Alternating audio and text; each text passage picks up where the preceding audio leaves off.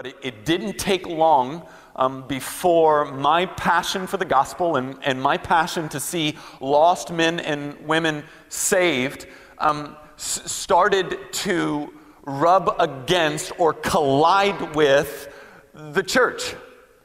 And so it wasn't very long, and I can give you dozens and dozens of stories, but really one that kind of broke the camel's back, where I decided if I was going to do this, I wasn't going to do it as a churchman, because the church, more often than not, was an enemy of conversion and not its friend. I'll give you an example.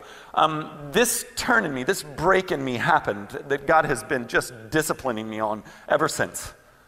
Occurred my freshman year of college when I randomly sat next to I'm a freshman in college, I'm sitting next to a 26-year-old single mother who's coming back to school to try to get a degree, never been to church, didn't know much about Jesus, and so we began this ongoing dialogue about the grace and mercy of Christ in the cross. And so me and some of my crew go over to her house and babysit her daughter. She's actually in an extramarital affair at the time with a married man. And so we talk through that, the wisdom in that.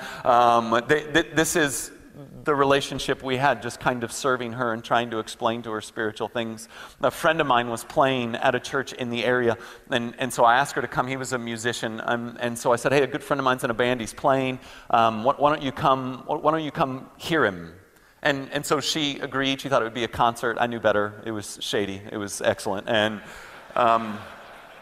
she came with me, and we listened to Robbie play, and he was tremendous, just a real anointed guy. And then the minister got up, and he said, today I want to talk to you about sex. And so I immediately go, uh-oh, this could be a problem. And he took a red rose, and he smelled it, and he showed how pretty it was, and then he threw it out into the crowd. He goes, everybody needs to smell this. There's about 1,000 of us there, almost all of us college and high school.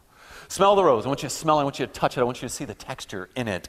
Do it, and I'm going to teach. And then he began what honestly, up until this day, and this might have to do with my heart, I'm still wrestling, was one of the worst, most horrific handlings of what sex is and what it isn't that I ever sat through.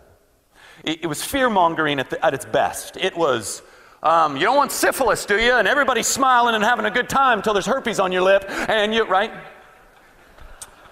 And so I'm just thinking with Kim beside me, what are you doing? What are you doing? And then as it wraps up, he goes, where's my rose? Where is it? Where's my rose? And some kid came up, the rose is just completely jacked up, it's broken, the things are off, the petals are broken, and he lifts it up, and his big crescendo, his point is to hold up that rose and go, now who would want this? Who would want this rose? And I remember feeling anger, like real, legitimate, I want to hurt him anger, and it was all I could do not to scream out, Jesus wants the rose! That's the point of the gospel, that Jesus wants the rose.